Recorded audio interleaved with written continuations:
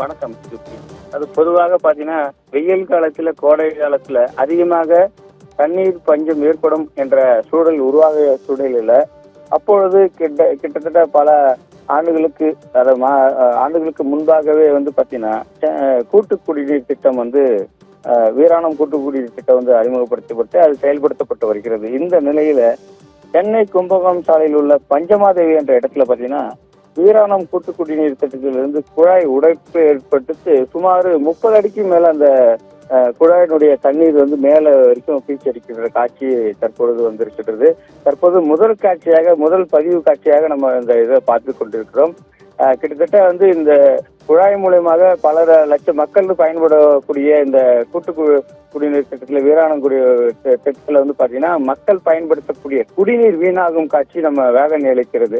இந்த காட்சி வேதனை அளிக்கிறது தான் பொதுமக்கள் மட்டுமல்லாம சமூக ஆர்வலர்கள் பலரையும் கண்கலங்க வைத்த காட்சி என்று சொல்லலாம். ஏன்னு சொன்னால் இப்ப தற்பொழுது உள்ள சூழ்நிலையில பல வெயிலுடைய தாக்கம் கணிக்கக்கூடிய கூட்டு குடிநீர்ல முக்கியமான குடிநீர் ஆதாரமாக கருதக்கூடிய இந்த குழாய் உடைப்பு ஏற்படுத்தி தற்பொழுது தண்ணீர் வீணாகும் காட்சி வெளியாகி பெரும் அதிர்ச்சி ஏற்படுத்தியுள்ளது.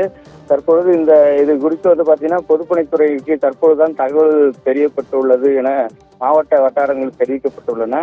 தற்பொழுது பெரும்பாலான அளவில் இந்த குடிநீர் குழாய் உடைப்புக்கான காரணம் என்றால் பல நாட்களாக இந்த பெரிய குழாய் இந்த உடைப்பு ஏற்பட காரணம் என்னன்னா பல நாட்களாக பதியப்பட்ட இந்த குழாய் என்றது அதனுடைய குழாயில ஒரு சில சின்ன ஓட்டையை தற்பொழுது பெருசாக்கி அதிகமான தண்ணீர் வீணாகும் என்ற காட்சியும் தற்போது வெளியாகி இருக்குது.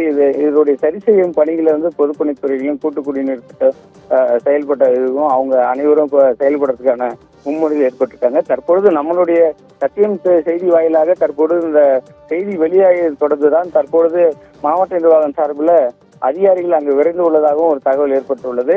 தொடர்ந்து இதை உடனடியாக இந்த குடிநீர் குழாய் உடைப்பு சரி செய்ய வேண்டும் என்பதுதான் அனைவரும் கோரிக்கையாக இருக்குது.